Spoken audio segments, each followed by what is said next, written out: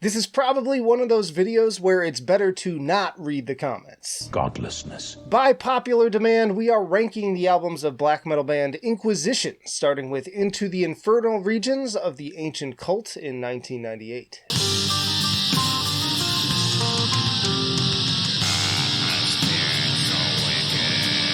Pretty much fully formed already with all of the dark atmosphere, bendy riffs, and croaky vocals that we've come to expect over the years. I also think it's worth saying that I never stopped finding it funny how much I like Dagon's vocals. Like, the first time I heard him, it came off as silly, but I just couldn't stop coming back for more. This one really starts to pick up steam around the Initiation. Love the folky acoustic guitar, drawing some comparisons to Nocturnal Mortem. Alternatively, Empire of Luciferian Race has some really head bob-inducing grooves, and Summoned by Ancient Wizards is a straight-up horns-in-the-air banger. The title track, true to its name, is pure hellfire black metal with a highly infectious beat, a bit overlong at over an hour, but a very strong debut. Nonetheless, it's going to good tier. They followed that up with Invoking the Majestic Throne of Satan in 2002.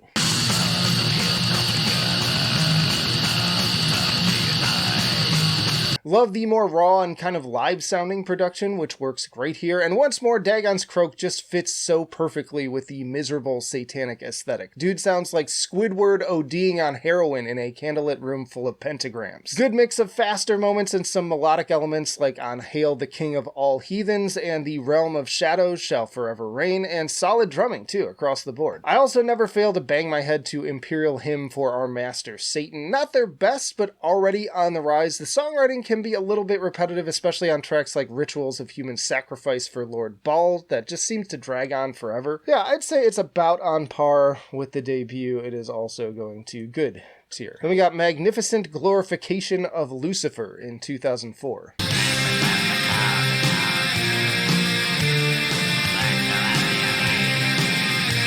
Picking up where they left off, but arguably harsher and even more evil sounding, but the production feels a little muddier here, with the vocals a little drowned out and the guitar distortion maybe a touch too loud. I don't really like the choice of distortion tone either. I also feel like the riffs aren't as memorable. It has more of a drony, almost Burzum-y vibe to it. Of Blood and Darkness is a good example of a track that just bores me to tears in its repetition. Good chilling music, but not as engaging to me for an active listen. We do get Dagon playing a little bit more with those weird vibrato vocals he likes to throw in. So yeah, this is probably my least favorite overall, going to okay tier. Yo, we have plenty more albums to go, but if you're enjoying the video so far, be sure to hit the like button. If you hate the video, hit the dislike button. It's all engagement to me. And comment below, how would you rank these albums? Do you feel the same? Do you feel different? Let's get a conversation going. But next up, we have Nefarious Dismal Orations in 2007.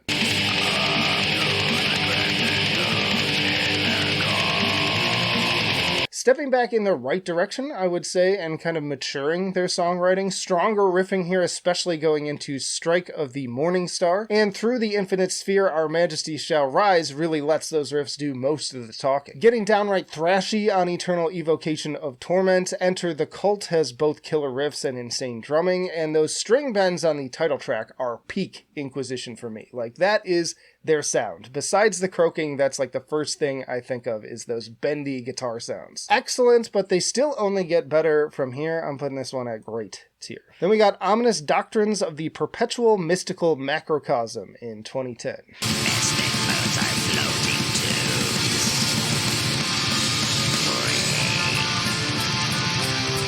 This was my initial introduction to the band, and in many ways, this is still it for me. From the first time I heard that transition from the razor wire aggression to almost Carol of the Bells sounding melody of Astral Path to Supreme Majesties, I was hooked. Then there's the truly wicked command of the Dark Crown with its amazing opening sample, blast beats, and mind-melting groove, and the haunting, contorted sermonizing of Desolate Funeral Chant. Cosmic Invocation Rites is 50% pure rager and 50% catchy head bobber, while Conjuration is the perfect melodic interlude. Crepuscular Battle Hymn is another personal favorite, and Across the Abyss Ancient Horns Grey is the ultimate conclusion. Really, there's not a single track here that isn't noteworthy in some way, so I could go on. The degree to which they stepped up their songwriting on this album cannot be understated. They truly did take that satanic foundation and launch it into a 2001 A Space Odyssey worthy journey through the unknown of the cosmos, and perfectly mixed and paced over its incredibly tight 42 minutes. This one is going to perfection. They followed that up with obscure verses for the Multiverse in 2013.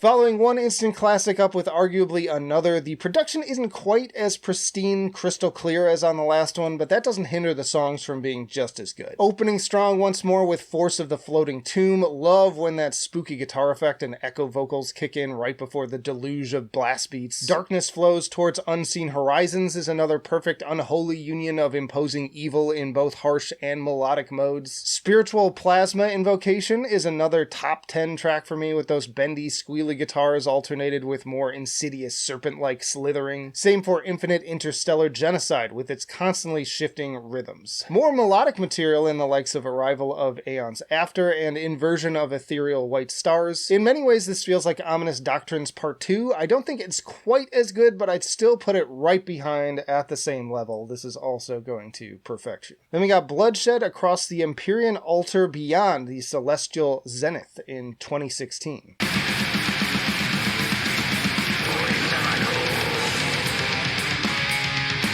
If Ominous Doctrines was more or less what I would consider their breakout album, I feel like this was their most popular based on how much coverage I saw when it came out. I don't have sales numbers or anything to back that up, but it just felt that way. Dagon's voice continues to evolve as it has since their early albums. His frog-like tendencies feel even more demonic here. Once more, their amphibian, serpent-like qualities fit the Ouroboros of evil that is Inquisition. And while all the tracks here again feature that discordant, bendy quality to the driving hooks, my personal favorites tend to incorporate some semblance of, again, melody. From Chaos They Come, Vortex from the Celestial Flying Throne of Storms, and Wings of Anew, among others, all maintain a certain level of shifting dynamics from the plodding, menacing, slow pick parts to the furious tremolos and blast beats. The latter also is impossible to not sing along with when Dagon croaks out the title, Wings of Anew. Also love a magnificent crypt of stars and incredible atmosphere on the title track as well. Really plenty of killer tracks here, but if I'm nitpicking, which is the only way I can get through a set of albums all so strong, because let me say again, like, all of these albums have something special to offer. It's kind of like Panopticon, where I had a really hard time placing things. But anyways, I don't get quite as consistently caught up in this one in the same way I do with the previous two, and it is a little bit overlong again, so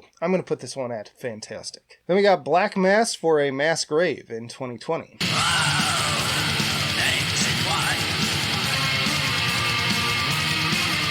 First and foremost, we need to talk about the atmosphere with this one. The fact that a duo can craft such a massive sounding album is incredible to me. Like, this is truly captivating stuff. They chose Luciferian Rays as the first single, and it was certainly a wise choice as it is the perfect summary of what to expect from the album as a whole. A stunning and often contradictory union of powerful and even strangely positive sounding melodies with what feels like a certain reverence for nature. It quickly became one of my favorite songs of that entire year. And there are so many other examples of this across the album, and with the perfect combination of tasteful use of guitar effects and even some subtle use of synth that pop up here and there on certain tracks like Majesty of the Expanding Tomb. There's also quite a few slower, doomier sounding tracks that wouldn't sound out of place on a Catatonia record, and even a few guitar lines that remind me of The Cure of all things, as with Necromancy Through a Buried Cosmos. These aren't even among my favorite parts of the album, but even so, I still find their overall effect to be quite entrancing and hypnotic. Personally, I'm more for the hook-driven tracks like A Glorious Shadow from Fire and Ashes, Hymn to the Absolute Majesty of Darkness and Fire, and Triumphant Cosmic Death, the latter of which has a seriously catchy and kind of thrash metal sounding intro riff. I also love the little recurring hook on My Spirit Shall Join a Constellation of Swords. Still too long at over an hour, but one of my favorite albums of 2020. This one is also going to fantastic. And that brings us to Veneration of Medieval Mysticism and Cosmological Violence in 2024. 1,000 years ago,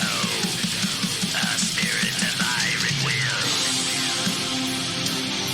If Black Mass for a Mass Grave was their most melodic album to date, this 9th record continues to surprise me with its at times more laid-back, kind of blackgazy aesthetic. And I want to be clear that I'm not talking about things like Death Heaven. It kind of feels more like they took obscure verses for the Multiverse but scaled back the satanic aggression in favor of a little bit more like Drudka and Burzum. This driftier quality is especially apparent on tracks like Memories Within an Empty Castle in Ruins and Primordial Philosophy and Pure Spirit. It's nothing they haven't toyed with before, but but here it takes center stage, making for an even more introspective and meditative sounding album than the last one already felt like. But the evil and aggression is still present with other songs like A Hidden Ceremony of Blood and Flesh, Secrets from the Wizard Forest, and Force of Death is a Force of Life, still bringing the heat. Sometimes they'll mix the two styles, as with Infinity is the Aeon of Satan and Light of My Dark Essence, which is one of my personal favorites here. I also like the lead hook on Veneration of Medieval Mysticism. It's a pretty strange and often dreamlike juxtaposition, and while it doesn't always work, I still find myself pretty engrossed in it. Not my favorite from them by any means, and I definitely would not recommend this to a first-time listener of the band, but they continue to put out some of the better albums in the genre year after year. We'll see where this one lands on the 2024 black metal ranking come December, but